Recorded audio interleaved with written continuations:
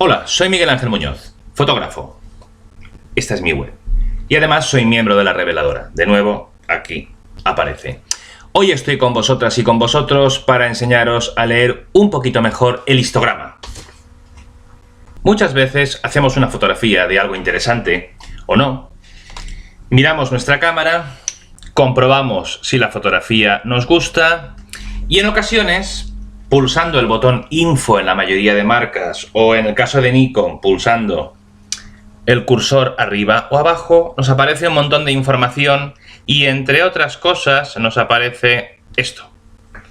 Para que se vea un poquitín más claro, algo más o menos como esto. ¿Qué es el histograma? El histograma es más o menos pues, un rectángulo con unas montañitas dentro. Esas montañitas las utiliza nuestra cámara para funcionar como un fotómetro muy eficaz a posteriori. Cuando hacemos una foto, es habitual que miremos el respaldo de nuestra cámara para ver cómo ha salido esa foto. Solemos mirar a ver si nos gusta, etc. Esto que voy a explicaros es aplicable igualmente a cualquier modo en el que hagáis una foto. Da igual que la foto la hagáis en manual, que en automático, en semiautomático, con prioridad a la abertura, a la velocidad, en program, en cualquier modo. Una vez está hecha la foto y grabada en vuestra tarjeta, lo que voy a explicaros ahora siempre es útil. Bien, como os decía, cuando hacemos una fotografía, apretamos el play de nuestra cámara y miramos a ver cómo nos ha salido. Cuando miramos nuestras fotografías en el respaldo de nuestra cámara, puede ser que estemos viendo básicamente dos cosas. La primera, dónde están las cosas, es decir, si la persona que queríamos fotografiar está, si el edificio está, si no está. Para eso os vendría bien ver el vídeo anterior, que os pongo aquí la descripción, sobre composición, es decir, cuando miráis qué disposición tienen las cosas en la escena. Pero hay una segunda cosa que miramos también cuando estamos revisando nuestra foto, y es si la fotografía ha salido bien expuesta o no. Sepamos cómo se llama eso o no, lo que estamos haciendo es buscando que las sombras tengan suficiente detalle para que se vea qué hay en ellas y que los tonos blancos no se hayan quemado. Por ejemplo, si alguien aparece con un vestido blanco, que la textura de ese vestido se vea y que no sea una cosa inexistente, plana, reventada de luz sobre la que hay flotando una cabecita. Generalmente queremos que una camisa blanca, un vestido blanco y tal, demuestren que eso es tejido. Con lo cual lo que nos gustaría es tener detalle en las sombras y en las luces. Eso es lo que nos indica el histograma. De hecho, el histograma se puede utilizar como un fotómetro de mucha precisión, pero eso ya lo veremos más adelante, en otro vídeo, cuando seamos más mayores. O en el vídeo siguiente, no lo sé, pero no es el cometido del vídeo de hoy. El vídeo de hoy está hecho para explicaros de manera muy sencilla, sin ninguna experiencia previa, cómo leer correctamente el histograma. El histograma es muy fácil de leer. Empecemos por la información más sencilla. ¿Qué es? Bueno, pues ya veis, es un rectángulo, en este caso hay dos porque hay dos ejemplos de histogramas, es un rectángulo con unas montañitas dentro. Básicamente eso es lo que es el histograma. Esas montañitas pueden ocupar todo el rectángulo o pueden ocupar solo una parte del rectángulo. Lo que tenemos aquí es, centrémonos en uno de los dos histogramas. Lo que tenemos aquí es un rectángulo en el que aparecen unas montañitas que quieren decir lo siguiente. Lo que está aquí es las sombras, a la izquierda. Lo que está a la derecha son las luces. Y la altura de las montañas significa la cantidad de información que hay de cada uno. En este caso hay en los tonos oscuros poco. Cuando los tonos oscuros se van aclarando y se acercan al gris medio va subiendo la cantidad. Hay, bueno, una cantidad irregular de grises medios. Los grises claros llega un momento que hay muchos, pero a partir de ahí empieza a bajar. Los tonos cuanto más claros son, menos hay. Llega un momento que blancos absolutos no hay, porque el negro absoluto estaría en este extremo del histograma y el blanco absoluto estaría aquí. ¿Qué ocurre con este histograma? Este histograma no tiene tonos oscuros, muy oscuros, no tiene negros, los grises muy oscuros no hay. Llega un momento que los grises medios oscuros sí que empiezan a ver, hay un poquito más. Los grises medios hay muchísimos y cuando se van aclarando van acabándose hasta que llega un momento que grises claros tampoco hay. ¿Esto qué es? Esto es el histograma de una fotografía que tiene muchos tonos grises, no tiene blancos, no tiene negros y no tiene blancos. Es decir, podría ser la fotografía de un cartón gris, de un día muy nublado, Imaginaos todas las escenas en las que no hay tonos muy blancos y tonos muy negros. ¿Cómo sería entonces la fotografía de un día muy contrastado en el que hay tonos muy blancos y tonos muy negros? Pues por ejemplo podría ser más o menos como la que tenéis delante ahora.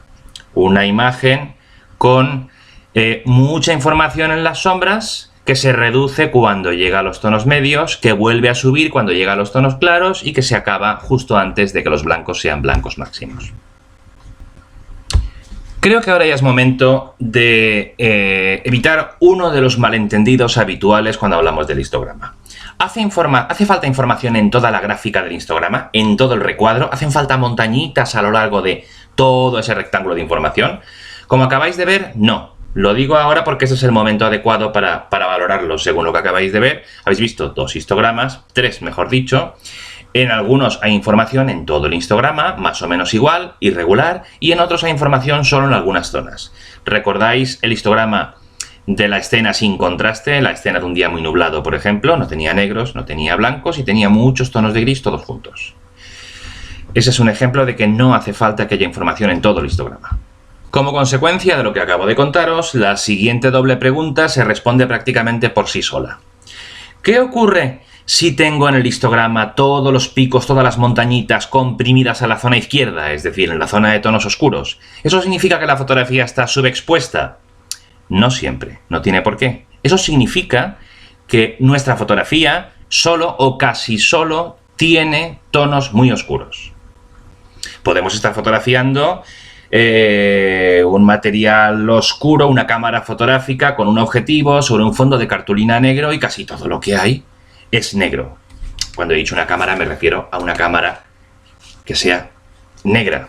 Podría ser de cualquier otro color, podría ser cromada y entonces esto no nos funcionaría. En el caso de que lo que estemos fotografiando sea oscuro y esté sobre un fondo oscuro, obviamente no habrá picos a la derecha, tienen que estar a la izquierda del histograma. Por la misma razón, si tenemos todas las montañitas, todos los picos en la parte derecha del histograma comprimidos y todos juntos, eso de nuevo quiere decir, atención que viene pregunta retórica, ¿eso quiere decir que nuestra fotografía está sobreexpuesta? No obligatoriamente. Eso solo quiere decir que nuestra fotografía tiene muchos o solo tonos claros y que no tiene o casi no tiene tonos oscuros. Pero es que puede darse el caso de que estemos fotografiando, por ejemplo, una pared blanca con un mármol blanco en una ventana. En ese caso debería haber tonos oscuros. Voy a enseñaros la fotografía para que sepáis a qué me refiero. ¿Cómo debería ser el histograma de esa imagen? Aquí lo tenéis. El histograma de esa imagen tiene una predominancia de picos en la parte derecha y casi inexistentes picos en la parte izquierda. En base a lo que hemos visto, hagamos una especie de resumen desde el principio. ¿Qué tipos de histogramas nos podemos encontrar? Obviamente, los histogramas variarán específicamente para cada una de las imágenes porque lo que harán es contabilizar, según me veis vosotros, la cantidad de tonos oscuros que hay, la cantidad de tonos claros que hay y el porcentaje de píxeles de cada uno. Cuanto más alto sea el pico, más píxeles hay de ese nivel de luminosidad y cuanto más bajo sea, menos píxeles hay. Para que lo entendáis mejor, vamos a ver un resumen rápido de tipos de histogramas con los que nos podemos encontrar.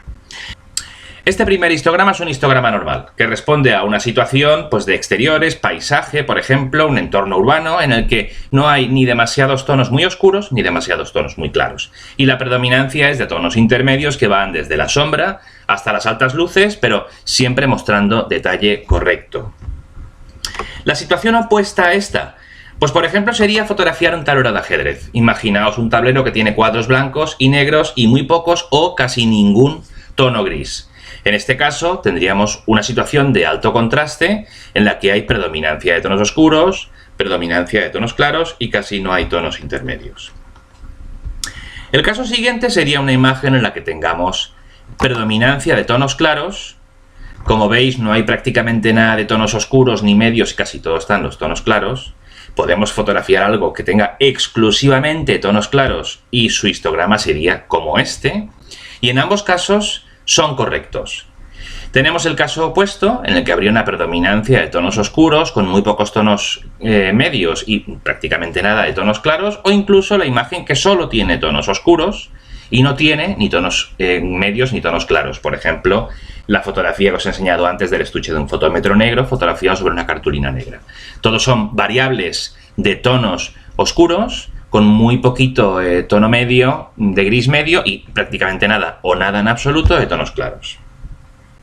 Hasta ahora, todo lo que hemos visto son variaciones del histograma en los que hay un equilibrio de luminosidades, un contraste muy alto, predominancia de tonos claros, predominancia de tonos oscuros, pero todos ellos son correctos. ¿Por qué? Fijaos en las dos marcas rojas que aparecen ahora a ambos extremos del histograma.